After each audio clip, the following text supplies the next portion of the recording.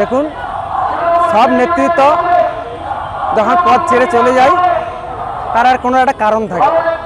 কারণটা কি? যে ইডি সিবিআই বিভিন্ন জিনিস দিয়ে তাদেরকে তদন্ত করানো হবে, সেই তদন্তের ভয়ে যে যার দল থেকে সরে যাচ্ছে।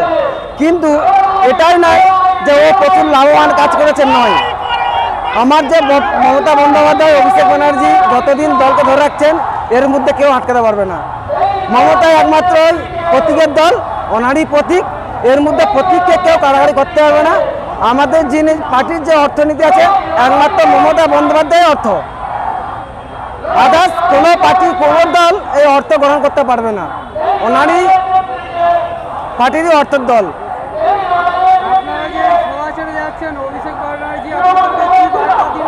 অভিষেক ব্যানার্জি বার্তা দিয়েছেন যে যেসব কর্মী আমাদের সভা থেকে চলে যাচ্ছেন কোনো রকমভাবে কোনো আহত না হয় সেই হিসাবে ট্যাকল করার জন্য কিছু কিছু ব্যক্তিদের নাম বলেছে, তাদের সঙ্গে যোগাযোগ করতে একটা হেল্পলাইন নাম্বার দিয়েছে 78877 এই নাম্বারে কল করে ওনাকে জানাতে বলছে।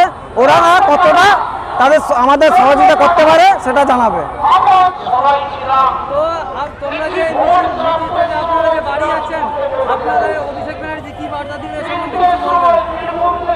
অভিষেক ব্যানার্জি বার্তা দিলেন আগামী 40 বছর এই তৃণমূল থাকবে।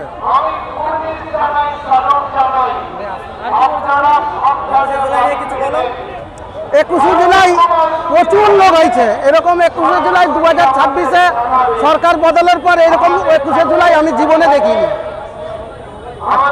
অভিষেক বন্দ্যোপাধ্যায় বাংলার যে যুবরাজ, ও লড়াই চালিয়ে যাবে। আমাদের মাথার উপরে মুখ্যমন্ত্রী আছে,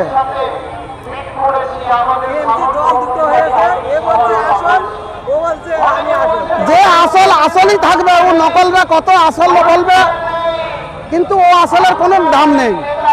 ওরা হচ্ছে বালিশটা ঋতব্রত, ওদের কোনো দাম নেই। ওরা নকল, ওরা হচ্ছে চোর ছাচ্চর, ওরা ভালো তৃণমূল থেকে আবর্জনা সরে গেছে, ওদেরকে আর দিদি আর আশ্রয় দিবে না।